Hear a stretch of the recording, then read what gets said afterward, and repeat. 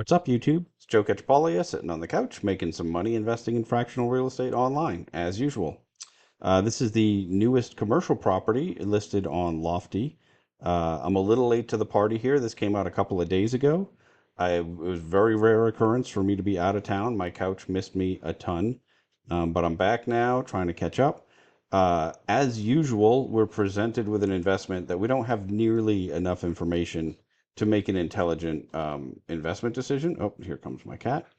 Uh, so what I'm going to do, I'm going to go through the stuff I like about this deal, what I don't like, but also mostly point to a bunch of open questions that I have. I know there's some discounted tokens right now. These ones are, they're going to be left up until midnight on Monday, I think is what the co-owner said. I think his name's Chris. I'm going to refer to him as Chris. Yeah. From this point forward, as long as I remember that. This is not his first property on the platform. He's got another one, so maybe you've already owned some of his. Um, but so what's I'm gonna just dig into this. This is uh, it's interesting. Some of the information makes it look like it's a single tenant net lease property, but I believe it's actually multi-tenant, but there's only one tenant currently. That is the biggest outstanding question for me, because it really impacts a couple of different things. But so, if you look at the pictures, okay, it's a dog park. Prior to this, it looks like it was a rock climbing gym. Um, you can kind of see it in the pictures, but also when I just look in the public records, what the name of the business before was. So I think this was, that's what it was. Uh, they have it all painted. This is weird aside, but I recently was watching a video about how dogs don't see colors the same way I do. So I'm really curious if they thought about that, or the same way people do. If they're really curious if they thought about that when they painted this, or if this is just going to like really look like just regular walls to the dogs, and it's mostly just for the people's benefit. Um, I don't know. I had no idea about that. I've never had, well, I had a dog growing up, but I haven't had one as a grown up. I have a cat that was, bugs me while I'm trying to do video sometimes. But anyway, this is the property. It looks like, it's part of like a little downtown type area. I don't know this market very well. I'm going to give you some very, tiny bit of, I'm not really even going to dig into it that much at all. But so, um, this is just the city growth data. Kind of slow growth, but still very, it's been growing. It was really strong, but now it's kind of slowed down. And it looks like it's continuing to slow, right? Because 2.2 for 4 years makes you think, okay, that 6 more years you're going to get to 6.6. Although maybe not, because it might grow a little bit faster. So maybe you get pretty close to the 7.4, maybe not. But it's not terrible growth. It's just not it's just not huge either. The Especially compared to the market, so you see this is the MSA, it's the greater Seattle area, and it is growing much stronger. So it's interesting that we're underperforming the greater market population wise. This is the most important number for me when we're looking at housing for single family homes and stuff. It definitely impacts commercial properties, but how much is it going to affect this particular business or the demand for commercial in this area? Well, a little bit, right? I mean, these, you need the people to have the dogs and be in the area, but as far as for this particular tenant, um, but what I'd actually rely more on if I'm thinking about buying this property is some of the market data put into uh, the appraisal, and that's the first thing I really wanted to complain about. So I got a whole big list of these. Is that so? And this is really a complaint about Lofty, not about Chris or his this particular property. So if you look at the inspection report, if you look at the appraisal, they're both they list Chris as the customer, not the DAO, right? And I think this becomes particularly problematic with appraisals, because this was like for internal decision making purposes only for Chris or his company. I don't remember which they actually listed, but not for the DAO, right? Not for the purposes of making a loan to this entity or making investment into this entity. And that's problematic for a couple of reasons, but the main one is, and I only worked in appraisal for a little while, but I feel like it made a big difference who our client was, right? If If it's just the current owner trying to make decisions about the property, well, I'm just going to take his word for whatever, he tells me, oh, this is what we're doing, or, this is what the rent is. Yeah, I'm going to do a little bit less digging because he's not going to come back to me and say, oh, this report's wrong if the decision, if it's based on the information that he provided, right? Whereas a third party purchaser, which is what the DAO is intended to be here, right? We're investing in this deal. I'd like the appraiser to realize that this is for the benefit of us, and this has happened several times on Lofty. A lot of them are, that's not the case, but Lofty shouldn't be the client, the co-owner shouldn't be the client. The DAO that's bought, that's taking ownership of it, that's really who the client should be, right? I mean, that's who we have a direct interest in.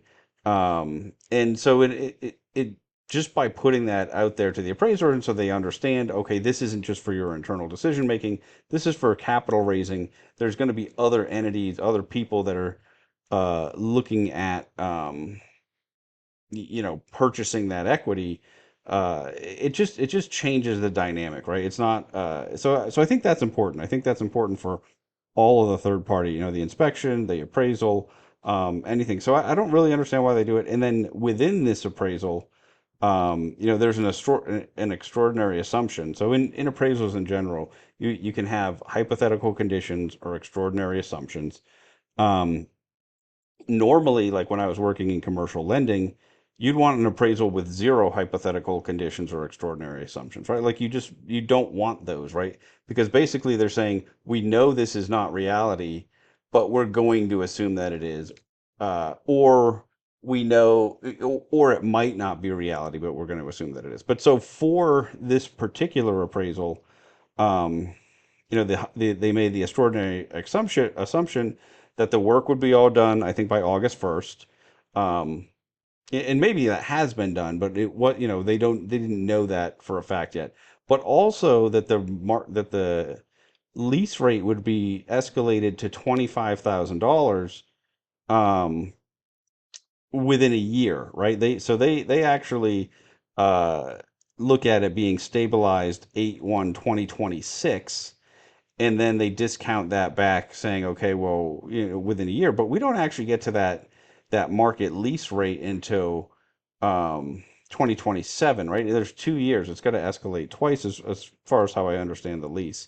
So one, I mean, like, I don't understand why we're taking appraisals with any extraordinary assumptions. I mean, it's not how I'd ever want, whenever I've worked in any capacity where we're either lending to commercial real estate, investing in commercial real estate, or really just real estate in general, um, it had to be a very specific reason for us to want to do this, right? I think um, when you have a commercial property with leases in place, you either want to, capitalize the current stream of income. I mean, that's like the most normal way to do it.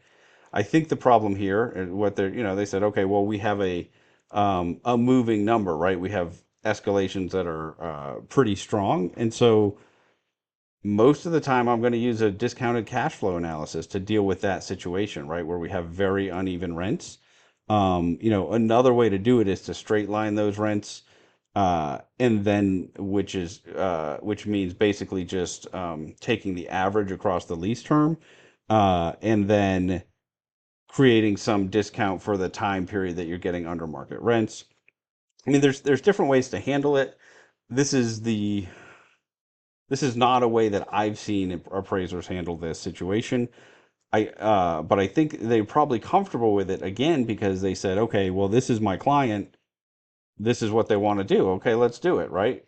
Where if they realized, okay, I'm doing this for capital raising purposes, not internal decision making, they'd I think they'd be more hesitant to do this sort of thing. At least that's just been my experience dealing with appraisers. Um, as always, you want to do your own due diligence into all of these things. Maybe Chris has an explanation to why it was done that way versus, you know, versus some other means of valuation. Because it's just very. Whenever I've underwritten deals, almost 100%. I can't even think of a single time where we did. a hypothetical condition or an extraordinary assumption, and sometimes we'll use it for an alternate value. So we're doing, okay, I want an actual as is appraisal, and then I want an alternate value with this extraordinary assumption. Um, that's a useful time to use that tool, right? I mean, so there's certain times when it's something that comes into play. Um, when I'm looking at investing in a property, it's never a tool I want to see being used, right? And so I don't know, maybe I don't really understand why they would do it, but that's what we have as far as the appraisal goes. Um, I want to actually, so I'm going to jump around quite a bit because this is you're not gonna I'm not gonna be able to fit full due diligence on a property like this um, in the length, any reasonable length of video. But so really all I want to do is start the discussion about several different topics. Hopefully some people ask some questions about this. I've already decided I'm not investing in this property. It is not for me. It doesn't mean it's a bad deal, right? You always want to do your own due diligence. But I think that there are a lot of things that, and honestly, my mind could be changed about it, depending on the answers to a lot of things. Um, but you do always want to dig into each of those things on your own, especially if you're thinking about putting a lot of money into this. It's a very big deal. So I could, you could put it on Lofty anyway. I mean, not as far as commercial properties go, but so if someone's considering putting a large chunk of money in, um, I want to basically go through the stuff I'd want to know, have answered, right? Which reminds me, please like and subscribe. And in the description to this video, there's a links to all the sites that I currently invest on. Please do your own due diligence if you use any of those links. Just because I invest on them doesn't mean that you should. In fact, some of them I think you probably shouldn't, depending on your level of understanding of certain stuff. And then there's also a link to um, the Discord that I have set up where we talk about all different platforms for fractional real estate investing. Please feel free to jump in there. Follow that link, join the community, ask questions, start discussions in any of the different channels we have on there. It's been a growing group, and quite a lot of good information comes out of it for me. It's definitely helped me find out some stuff about properties that I didn't dig up on my own. So I like that. Um, so back to, okay, some of the things, and these are going to really be kind of jumping around in no great order. Um, so our lease is this, it says for multi-tenant buildings, right? And when we look into the operating expense ratio, when we look at the square footage, this seems like this is just a typo, right? 15,000 to 12,134 square feet. I don't think this is right. The appraisal uses like 15,887. But then, oh, I'm opening my Roblox. I play that with my kid all the time. I'm trying to open my calculator. So let's see, 15,000 divided by 89.95. That's our operating expense ratio. Oh, what did I did the wrong thing. What did I do there? Um, well, let's see, 15,887 times 89.95. What? Okay. I'm really just screwing this up. You can tell it's been a long day, right? Okay, 15,887 times 0.8995. There we go. Okay, 14. Okay, so that doesn't really make sense either. Trying to figure out what's going on with, is there some additional space?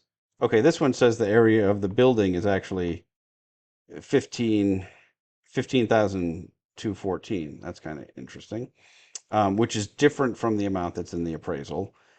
The premises, which is like the amount of leased space, is listed here, which doesn't make any sense at all. Like this isn't a number that actually makes sense. It refers to the schedule 1.4, which is not included in the documents that we have, at least not that I saw. I saw all the other schedules in this lease and I didn't see it there. Maybe it's uploaded somewhere else and I missed it. I'd love to see this schedule 1.4 because it's supposed to depict the building and show what the square footage is, and hopefully it would clear it up, right? Because the reason this is super important. So, okay, this is the tenant's pro rata share, right? 89.95%. which typically in a um, in a multi-tenant property, when it is triple net, but when they're looking at how much of the taxes and insurance you're going to pay, you pay your pro rata share, right? Well, why is that important? Well, let's look at this. When we look at the financials, they're saying there's zero property taxes. Um, let's see, zero insurance. Obviously the property management fee, but these shouldn't be zeros if the tenant's only picking up about 90% of it, right? Um, they should be the other 10% of whatever those two numbers are. So I don't understand. This is what makes me ask, like, is there another tenant that we don't know about? There is a section in the lease that talks about additional space. Apparently, there's some restaurant space, and they basically are asking for a right of first refusal for that space. Um, and again, if you're going to invest in this, read the entire lease. I mostly skimmed this. I picked up a couple of things that just really stuck out as odd to me. But this was the biggest thing, right? If we aren't taking up the whole building and we don't have a tenant in that other unit, which it doesn't seem like it, I didn't see any other tenant info. How are we paying zero property taxes and insurance? Because because that 89.95% operating or pro rata share should determine the amount of those items that we're currently paying that the tenant's picking up, and so we should be paying the rest. So when you throw those in, our cap rate goes down further, which it's already, at the moment, this 3.45%. um when with the escalations it gets up a little bit higher, or it should come close to double, a couple years out. But um but again, I mean, we're not accounting for this. Maybe they just zeroed it out because they figure we're gonna put someone in there and it's actually gonna make the deal better, so like to just assume zero is okay. I mean, I don't know, but that's a question. There's no chance that I would invest in this without understanding how the space is fully being utilized. That's why that one, having that 1.4 or 1.14 figure at the end would have been helpful with show the floor plan. And then we'd understand, like, is there something else? Is there some other space? Um, oh yeah. Okay. So like I said, I'm going to be jumping all over the place here. Um, there's really, so this lease is between a company called, this is really uh, we need an organizational chart every time we have something like this from Lofty, because there's clearly something going on here that I'm missing. Okay, the landlord is Barkside Management LLC that signed this lease. Well, that wasn't Chris's company that transferred the deed to us, right? What I think is happening is this is an operating entity that he owns separately. Um, I'm not positive because again, we don't have an org chart that shows that. Normally, if I were this is in why is this important, right? Why do I care who is the landlord? Well, if at some point in time we have a dispute with the tenant and we have to enforce this lease, and they say, "I didn't ever sign a lease with you. This company isn't you. It's not, and it's not the owner. You didn't get ownership of the property with this lease as a leasehold interest." Or as a leased fee interest. That's when you buy a property they call that the leased fee when you buy it and it's subject to the lease that's already in place. Um, you're not you didn't have that interest because the current or the prior owner is also not Barkside Management. So like when I'm looking at um, in the public records, I can see, okay, this was owned by this indoor climbing gym, and then it went to Diceman Capitol Hill LLC, and this is Chris's entity that transferred, that quit claimed it to the Lofty DAO, right? So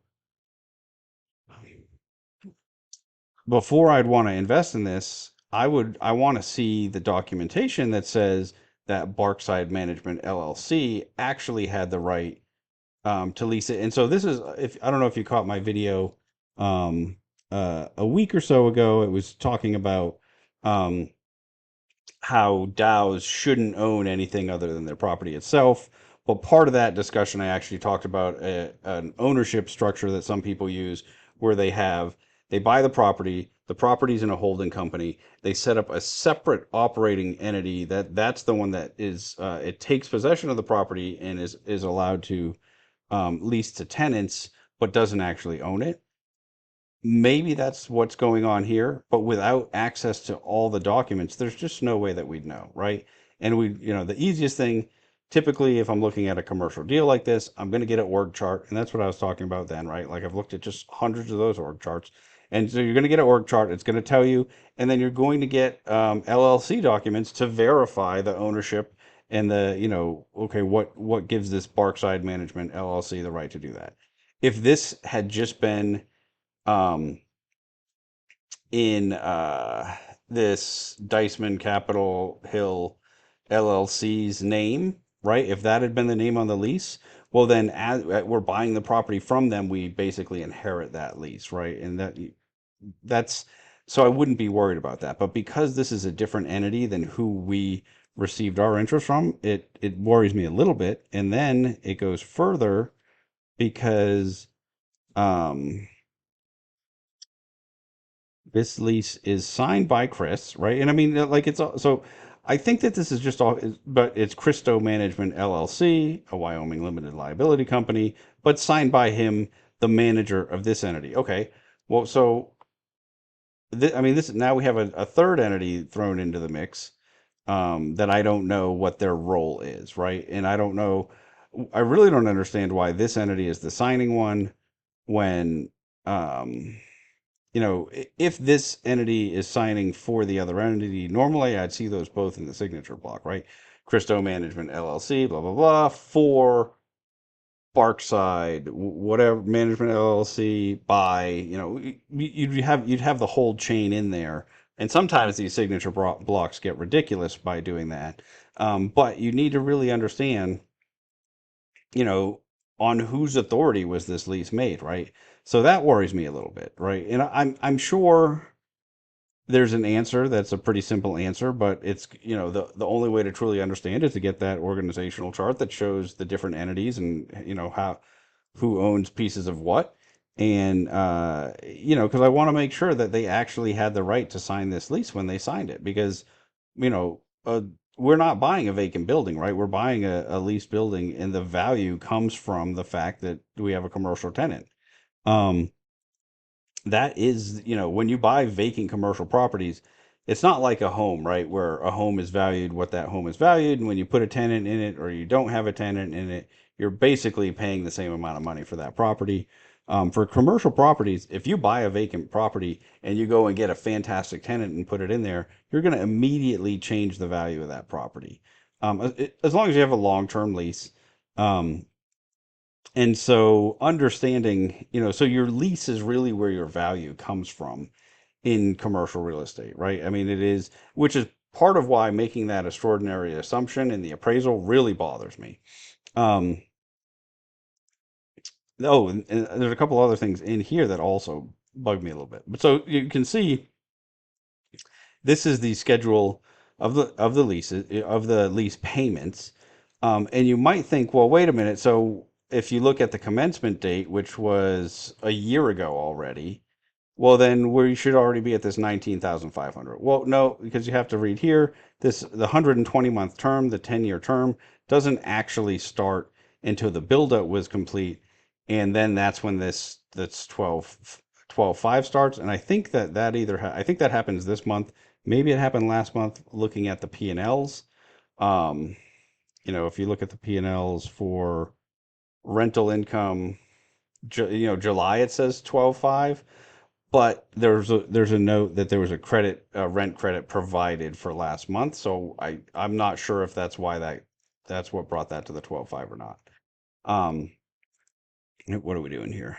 So right now, this is when this starts. A year from now, we'll get the 19.5, and so we're really not getting to the 25,000 until 2 years from now. Even though in the appraisal they say basically pretending is what you're doing when you're making these extraordinary assumptions that it gets to that rate in a year instead of 2 years. So I'm not really sure like I said, I mean, I don't really understand why the appraiser did it that way, right? Like it seems because he had access to the lease. Um, and then, and what he did from there. Okay, let me get back to the appraisal. Yeah, what he did from there makes perfect sense, right? Where he, you have this. Okay, we came up with 25,000. He says, okay, that is the market rate, and we use this capitalization rate. And he also used a sales comparison approach too.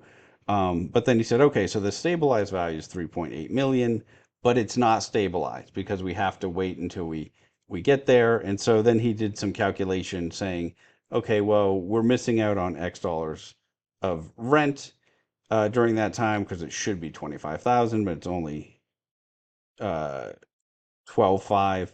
Um, and so, okay, well, we're going to drop the value 187,000 because we're missing out on that amount plus some return on that amount, and that's how we came up with that number. And I'm oversimplifying this. Obviously, you want to look through this and actually understand what he did. But again, he just said, okay, assuming it's stabilized in a year, and by stabilized, he's saying the $25,000 market rental rate essentially. And it actually didn't seem to that like the math worked out perfectly, except it does when he uses the larger square footage, this 15,887. Um, so I don't really understand why there's you see this sometimes in commercial buildings where um, the size of the leased space changes because they do remeasurements. Although the lease says no, that what we've come up with now, there will be no remeasuring. This is going to be it. But sometimes it varies from what's in your appraisal and whatnot. So I mean, it's not so crazy to see it, but it is. Um, it's somewhat important to like what's the real value, what's the actual size of this property, right? Because he does a sales comparison approach, which is based on dollars per square footage, and then his income approach is rental dollars per square footage, right? And so he's using this bigger number.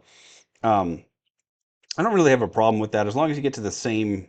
If we're saying we're getting to $25,000 and he's saying the market rate gets you to 25,000 at a slightly different square footage, for most investors, I feel like that value is going to be the same, right? Because it's the income stream we're buying. Um, but really, we should have 2 years of this stabilization discount instead of just one, right? But so anyway, that's how we get to this price here, right? The final opinion of value. And then add 5%. And apparently now we also get to round up too. So this is 5% more than that appraised value, but actually it should be like 125 and it went to 150. I think that's because they need to do whole tokens. Um, and I guess we round up after adding the 5%. Not a big deal whatsoever on the size of this thing. I just, um, I don't know. I just think I would like a lot of those policies to be like really clear and written somewhere where it's easy to find on the website, and I don't think that they are. Or if they are, nobody's pointed them to me to them. Um, pointed them out to me. I don't know. Like I said, it's been a long weekend. Uh, I don't do vacations well, right? They're exhausting. So, yeah. Anyway, so this I think you should have this amount plus the discount for the next year, which is smaller but still not insignificant, and it's further out in time. So maybe I want a little bit bigger discount on it. Um, and then okay, then we're actually you know, 3 or 5. Okay, so we're 3 years into the lease at that point. Then we have a couple more years after that, or 2 years, and we have 3 years of this 25. And then I really hate when people do this. Okay, we have a lease, but it's going to be to be determined market rate. And I feel like whenever people agree to this, both the tenant and the landlord think they're going to get a better deal, right? Like the tenant does it because they think, oh, yeah, we're going to, it'll be we'll be able to negotiate a lower rate. And so I actually didn't see a definition of how they're going to determine market rate, which normally you'll see. But again, I didn't read the whole lease. I mostly skimmed it, so maybe I just missed that. I'd like to know how that's determined. Um,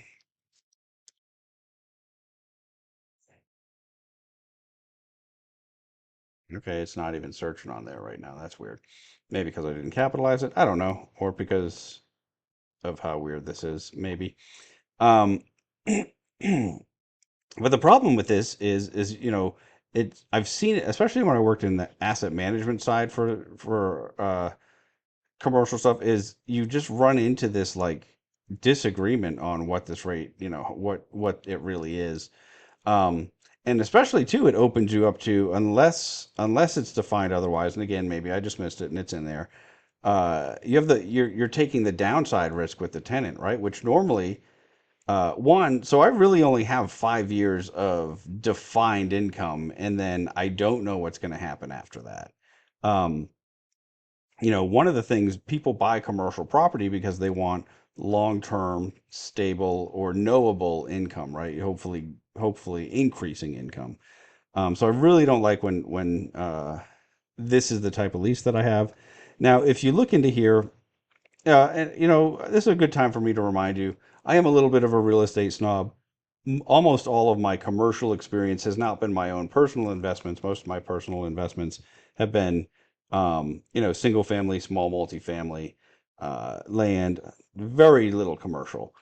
Most of my actual like work on commercial deals is as an employee for large companies doing much bigger deals than what I would do on my own account. And so, um, it is kind of weird. So I have like this sort of my experience straddles this stuff, right? And this is what I always kind of think of as more like entrepreneurial, commercial deals. This is not, nobody would consider this an institutional quality investment. At least nobody in the commercial real estate space would consider this an institutional quality investment. This is going to be like a local operator or entrepreneurial investor who's going to take on something like this, find this sort of tenant. It's not a credit tenant. It appears to be a startup company. I mean, they have a website. Um, they right now you can, they're having their founder sale, which is like, if you're a member right as they're starting out, you get some sort of discount. Um, so this is not, I thought it was a little funny for him to call it a blue chip tenant when he referred to this, yeah, blue chip anchor tenant. And see, again, it's an anchor tenant here, right, which implies that there's going to be other tenants. So I don't know, I really would like to understand what's going on with that. I could certainly just be missing it. I tried to put this together somewhat quickly because I've had a ton of people ask me what I think about this deal, and I just didn't get to look at it all weekend. So I wanted to get something out. Hopefully we have answers to a lot of these questions, and I always want to see every deal that comes to Lofty. I want it to be successful. I want Lofty to work. Um, People want commercial properties.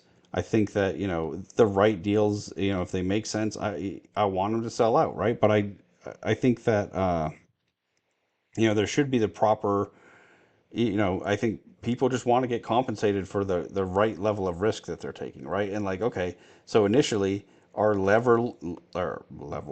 our levered yield is 6%, and that's on this discounted price, right?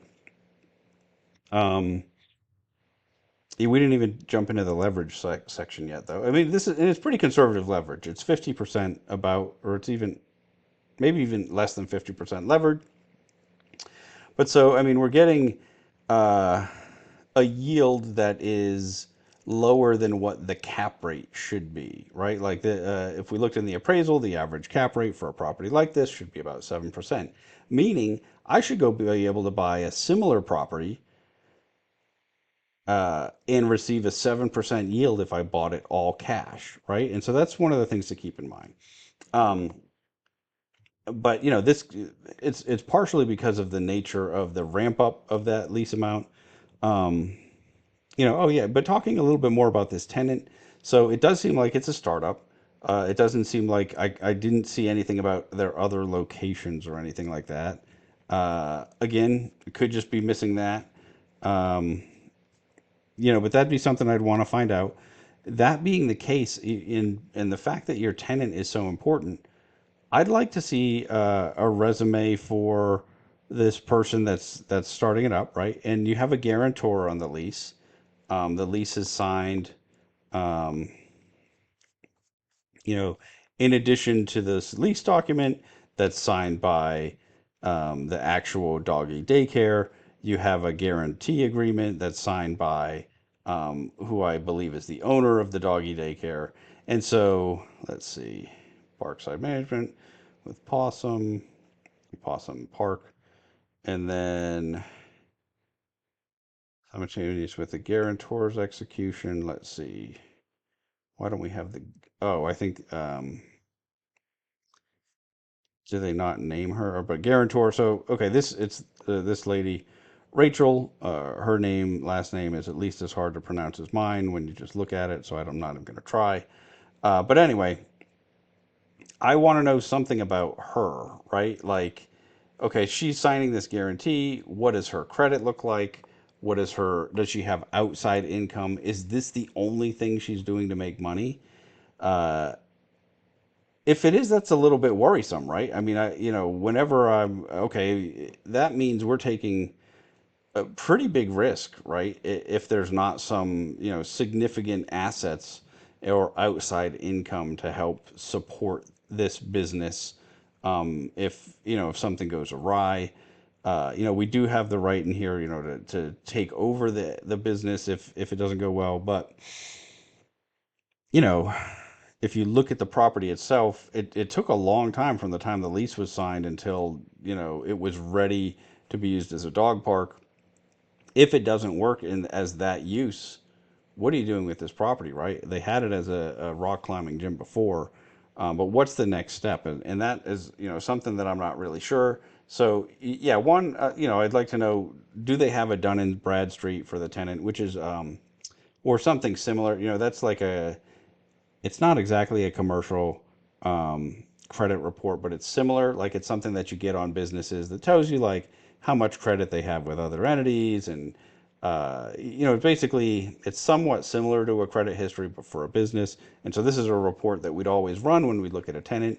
If it is a brand new tenant, it's worthless to get one, right? If this is a entity was formed just for this business, well then I don't want that. But then I want a whole lot more info on the guarantor.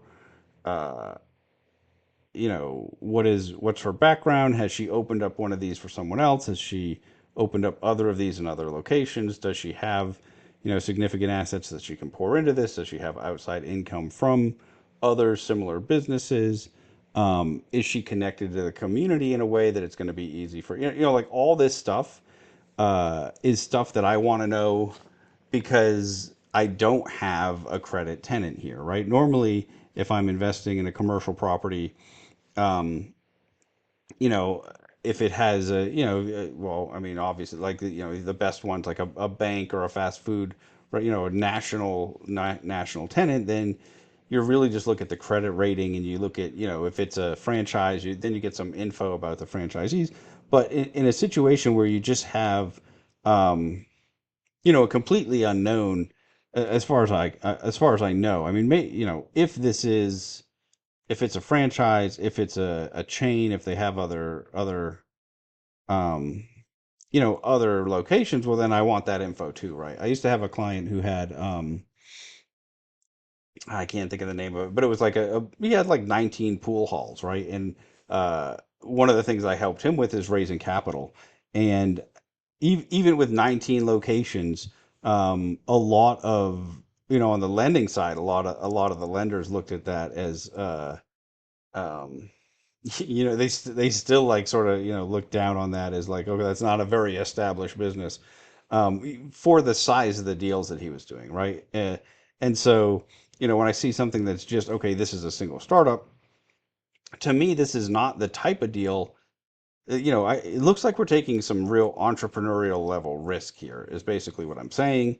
And if I'm doing that, I don't want a 6% yield, right? I want, if I compare that to my other investment opportunities today, um, can I go buy a much more established commercial brand single tenant triple net deal, uh, and do better? Probably. Now, maybe it doesn't do better once we get to the 25,000. And so, not next year, but the year after, we'll be doing, significantly better.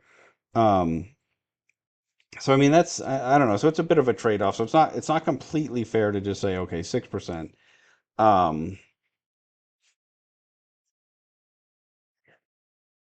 but even if you double that, which I don't know that you actually do, maybe you would. We don't have the answers to the pro rata share question either, right? So it's tough to we're making assumptions upon assumptions here.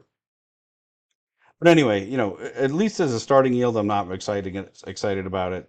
Maybe you model it out to where okay, if we're doubling it, um, then it starts to get significantly more so.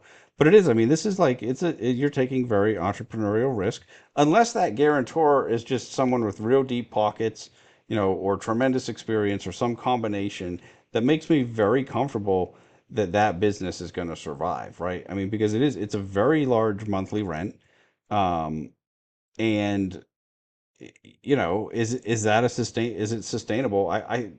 I don't know. I don't know anything about that industry. That's the other thing too. And a lot of times, um, and this is how I started, right? Like I just don't think we're given enough info to make good decisions on Lofty in general, right?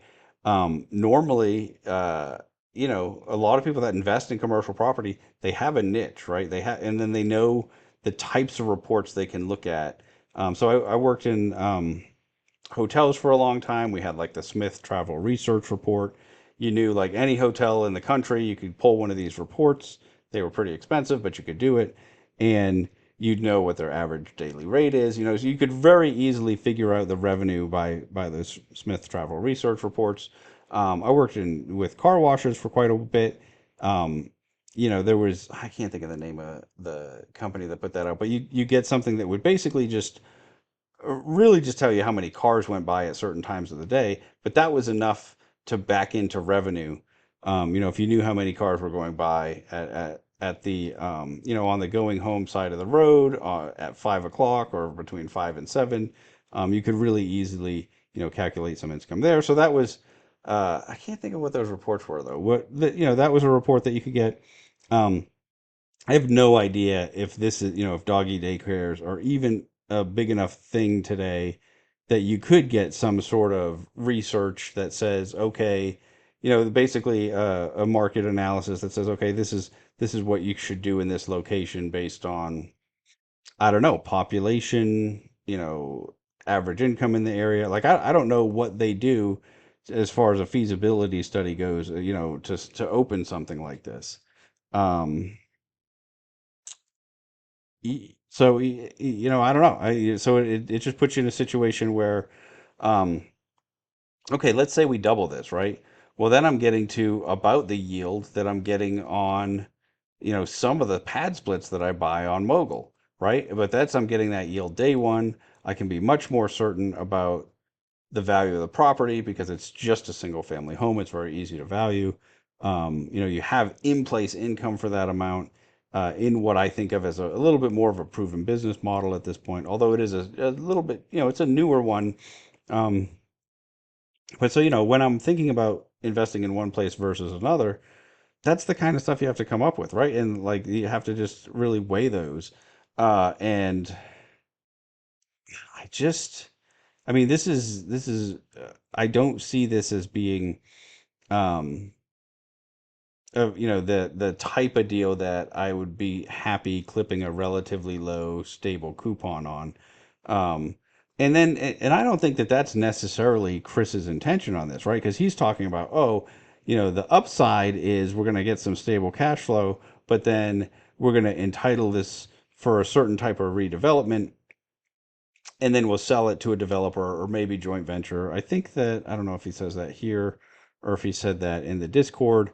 Doesn't say we're going to build that the large property, but the potential's there, and that's how you sell out, right? That's our exit. And even though he doesn't come right out and say it, I think it's kind of implied that well, that's where you really make your money, right? Because oh, okay, and he's even gotten your yield on your $50 token, right? So initially, yeah, only 5.5%, gets up to by year three, 10.94. But again, like if you look at, okay, so I'm holding it this whole time, the early yield impacts my returns much more than my later yield. And I'm sure this is ignoring lofty fees as well. I say I'm sure. I'm not positive. Um, I would guess that though, because he says, yield per $50 token. But if it's including those fees and someone's done that math, that would be even better. But again, like you get up to 11%, right? Where, okay, I'm buying a pad split on Mogul, and a lot of them are starting around 10%, 9%. Some of them started off right out of the gate at 12, and they expect your average yield to be 14, 15% on some of those. Um, those are using a little bit more aggressive debt. Uh, so you have that. There's trade-offs. But these are the things like whenever I'm thinking about it is, I like the idea. I want to invest in commercial property, but why? Why do I want to do that? Because I want a more stable, predictable income stream. That's the main reason that I would buy into a commercial property versus a single family home, right? Maybe I'm trying to diversify a bit, but if I'm going to accept a lower rate, it's because I want a lot more stability. Now, maybe you're looking at this as, okay, this is an entrepreneurial purchase, right? I'm buying this hoping that we're going to be able to sell this, as the area continues to grow, which, it didn't have tremendously fast growth, right? So, does that growth rate really make us believe we're going to build a high rise here, 10 years from now? That's a decision that you have to just, that's something you have to figure out on your own. And that's what, it is why it kind of scares me to have these sorts of properties on a platform where we already just get not enough information. Every single property we get, I have questions. Something like this, like, I don't doubt that Chris knows what he's doing and that he's gonna make money on this deal. Um, but I don't ever want to go into an investment counting on somebody else's knowledge, right? I want to do my own due diligence. I want to understand where it comes from. And I think as an investor in fractional real estate, that should be your goal too, right? I mean, obviously, we're counting on them to do some work to put the deal together, but I want to be able to fully understand what I'm investing in because if not, you know, there's plenty of other investment alternatives that that don't that you can get similar or significantly better returns if you're just willing to YOLO your money on somebody else's word for something, right? I want to just make sure I get to a couple things. Oh, so there was some discussion in the Discord, and there's an underground easement. The appraisal mentions it briefly and just says, "Oh well, it might impact underground parking, but that would be it."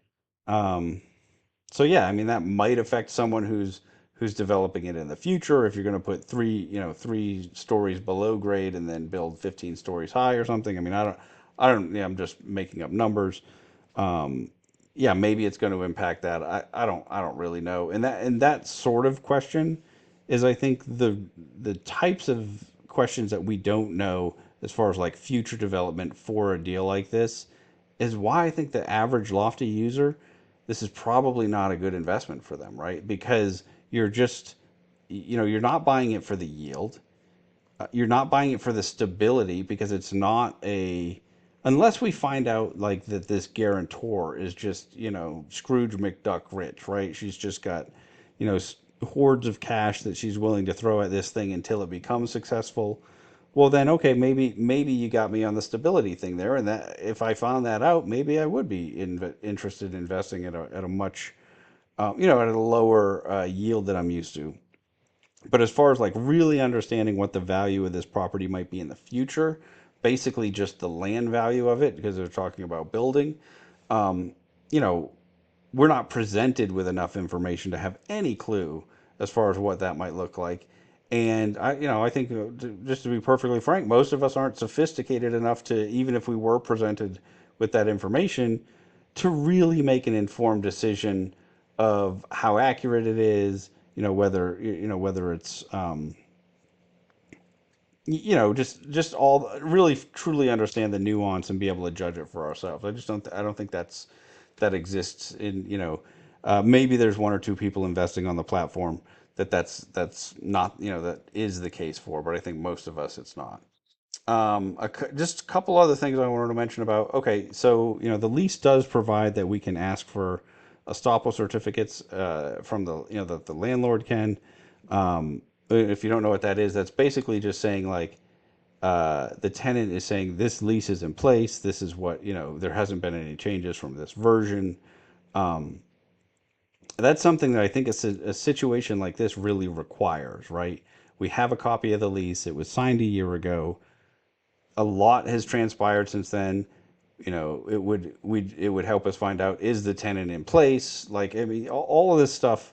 It's something that I think that it should be a normal, part of the normal course of business for Lofty. If we're bringing a commercial property with a tenant onto the platform, um, you know, as far as for commercial due diligence, you're always getting estoppel certificates from tenants. So to not get one for, in a situation like this seems, um, it seems like something we should ask for.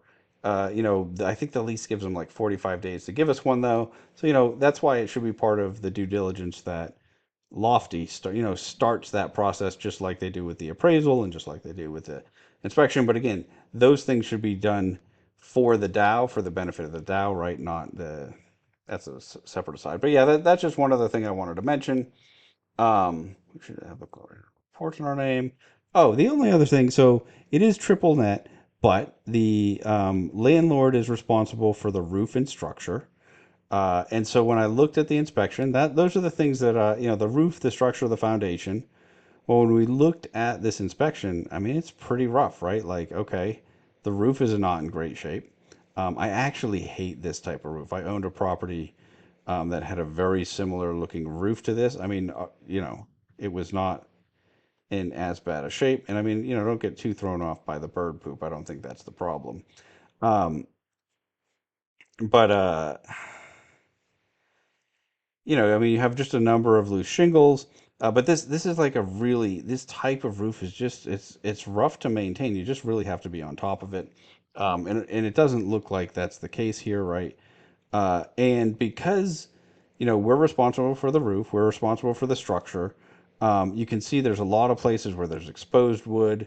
And I mean, you've heard me talk about this in other videos. Like letting water into your structure is the worst thing you can do long term. Now, one of the things that I think might be going on here is Chris might be looking at this property as this is a redevelopment deal. This building only has to last me 10 years. I mean, maybe that's going on, right? Maybe that's why there's some deferred maintenance. I mean, this is I don't know. I was really kind of shocked at some of this stuff. It's just not the way that I would want a property to be maintained. Now, maybe some of this stuff has been addressed. Um, Oh, the gaps in the bricks where the mortar is coming out in some of the pictures, uh, like I guess it's further down.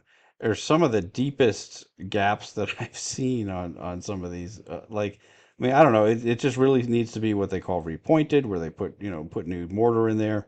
Um, is that what it is? I don't know. I haven't. I owned a property that had that type of roof, and it was a brick structure too, for quite a while. And both of these things, the mortar starts to deteriorate. You just have to stay on top of that, right? Because um, over time, you just the last thing that you want is water intrusion into your property. And there's just clearly a lot of places where that's going to happen with this property if it's not maintained well over time. And so I don't know if any of these things were addressed since it was done.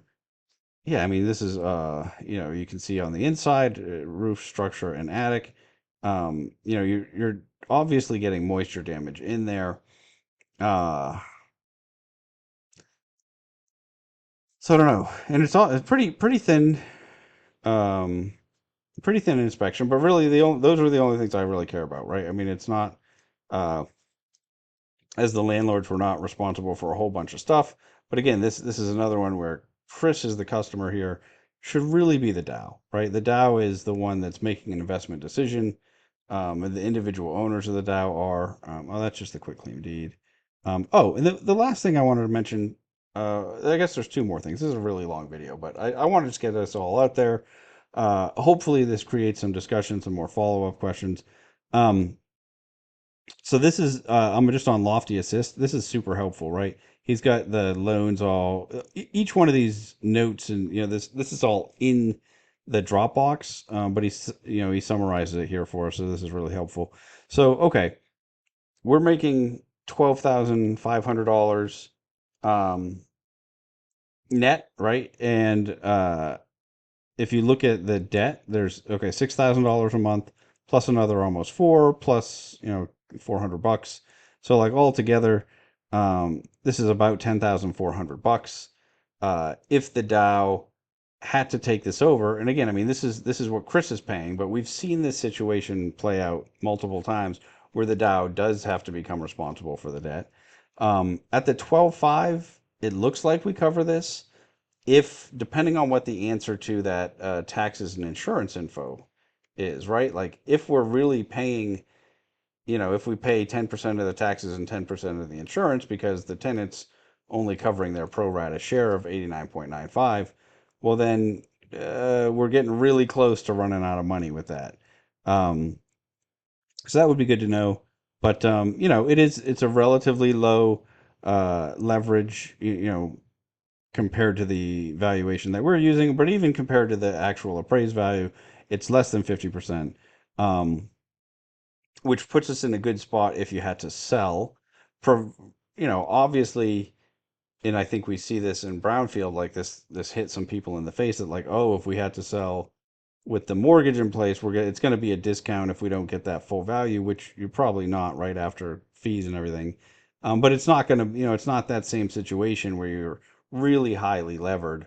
At least I don't think, right? I mean, the problem with that one too is like the, the appraisal might have been off, right? And so then you have even less value and already had a pretty high LTV. Here you have a very low LTV. So it seems like you'd be able to get out of this one without being too hurt if you had to sell for some reason, if you weren't covering the mortgage, if the tenant couldn't make those payments. I think, these are the things I think we always have to think about, right? And so, okay, in a situation where the tenant can't make the payments and Chris isn't covering the loan payments, right? Like where did we see this? Okay, this is like Brownfield playing out, right? What was going on there? In that situation, where do we stand? Well, okay, we have a ton of equity. If we just have to fire sale, sure, we're going to lose some, but it looks like the answer is it's not going to go to zero, right? Which is a real concern in some other properties. Um, and if market rent's really 25,000, when we get there, we cover this debt really comfortably, right? I mean, it's only in this early start part of the lease where we have the low amount that is problematic. Um, so yeah, it's something I always look at. I think that's something that is favorable in this situation, right? Even though there are three different loans, add them all up, and it's still not a ton of money. One of the things you might want to try to understand is, well, why is that? And I think the answer is when we looked at the public records, I think Chris bought this for 774,000. Now that was 6 years ago, right? So I'm not going to begrudge him for making a profit. Um, one of the things too is when you look at public records, you don't always get a full picture. Like, okay, if he bought it as a rock climbing gym, did he pay something else for the business too that didn't show up here? I don't know. That was one other thing too, is there is this, um, this is another public record that shows up at this address that shows, the business personal property is all owned by Barkside Management LLC. This was that entity that I was questioning earlier, like what exactly is this, right? But then they have listed as a DBA, Pawsome Park and Lodge, which I really hope this isn't a DBA of Barkside because our lease has them as, the landlord and then the tenant. So really don't understand what's going on there. So and that's, just like I started in the beginning, just really a lot more questions than answers as far as like for things that I want to know. And then, I mean, my general feeling on it is this feels like we're taking entrepreneurial risk, and I don't feel like we're getting an entrepreneurial return. But maybe this sale is just not well defined, right?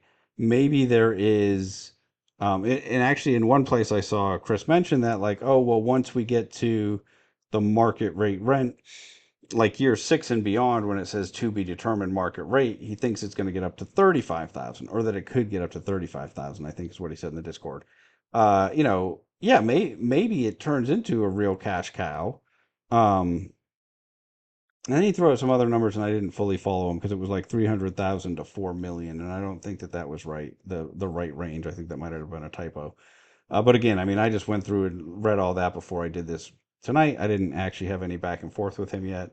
I'm doing this kind of in the middle of the night, so I mean, not too late for me, I guess, just 11. But I didn't want to wait and try to get questions to all these things. I just wanted to pose them all. Hopefully, I'm guessing some of you watching this actually already know the answers to some of these questions. Maybe ask them, maybe dug into it yourself. Um, I am curious, oh, I meant to look at the order book ahead of time, uh, and see how many sales there were. And it doesn't look like there's been a ton yet. I mean, there's been some, but not very many. Okay, like the 5 and 10 looks like the biggest buys. Maybe there are some further back in time because it's only the 10 more most recent orders. Um, But that's super interesting. So maybe we're getting to be a little bit more diligent as a group. I hope that's the case. I think, it's really irresponsible to just see a property, look at some pictures, look what Lofty tells us, and then jump in. So hopefully it's that there's some of that due diligence going on. We're really trying to figure out, okay, what's our risk reward here, right? How does this stack up versus the other options we have in the marketplace? Um, and I don't know, share in the comments or jump in the Discord and let's talk about this one. Is this one you're planning to buy into? If so, why? Like, where do you see the upside? Where do you see, what do you expect your returns to look like? Do you think this is going to be a more stable deal? Is there something that gives you more confidence in this particular tenant than I have? Right? Did we find out this is the only dog park in the whole city? Or that they have seven other successful locations. Like, I mean, there's all these things that could change my mind about this, but I'd really want to know those and then decide, okay, does that really make this pull this risk in line to the point where I want to take a lower return than I can find on a lot of other deals out there right now? Um, or do I really believe that those future years are going to be so great that it's going to counteract the lower amount that I'm taking up front? And I mean, obviously, I think that's what Chris is thinking here, right? Like he's letting them in there for a low rental rate. And I mean, I don't want to tell you what he's thinking, but this is what I'd be thinking if I had entered into this type of agreement. Like, okay, because they're ramping up their business, they're not going to be able to pay us that much up front. But I believe this is going to be a business that's going to be able to pay me above average rent in the future because of the demand or whatever. Um, the lack of other supply. If there's some reason for me to believe that this tenant is going to just end up paying me way more, I wonder if that's the case, or is this just this is the only tenant that I could find to take a space that was a former rock climbing gym, right? Without a whole lot of tenant improvement allowance. Um, he did mention that the waterfront is, that the city has talked about redeveloping the waterfront. Um, you know, I've seen a lot of those types of things go really well. There's you've seen that, like, Baltimore has a real successful one. Um, Philly had a nice, like, I can't think of what the name of it is right now. I've been there a bunch of times, but so it's something that really can revitalize an area when they take like an old shipyard or something, or big section that was, they turned that was more an industrial use. They turned it into something like a mixed use development, and this would be really close to that if that happens. But that sort of stuff happens in decades, right? It doesn't happen overnight. And so, you know, I think it's the right type of thing if you are an entrepreneurial developer and you're picking up stuff cheap and you're making some money as you go. And then all of a sudden, sometime in the future, pow, you have this big value. And maybe we're coming along for the ride on that. Uh, I don't know. I mean, that's one of the things that you can think of if you're trying to decide, like, does that make sense for you? The only other thing I meant to mention is the 12% management fee on this. It seems exceptionally high for a commercial property of this nature. It is, uh, I don't know, it's above the range that the appraiser mentioned, and I thought that was even a little bit high just based on my experience in that space. But I've never worked in this particular market, so maybe people are just charging really high rates for commercial property management. I mean, I've seen 2, 3, 4, 5% for probably stuff that's a little bit higher price point than this though. But 12 struck me as pretty high, but I think it's probably because he's picking up the debt, and there's that trade off, and uh, so I don't have a huge problem with it. It was just one last thing that I wanted to mention. I think that's really it for me today. For today, this might be my longest video ever that wasn't like an interview. Um, Hopefully, I pointed out some stuff that's helpful. I'm sure some of you guys have dug into this more already. Please share what you found. If there's, if you have answers to any of these questions, I'd love to be able to do a follow up. If there's, yeah, I guess that's really it. Until next time, I'm just going to keep rambling on and on and on about real estate so that you don't have to.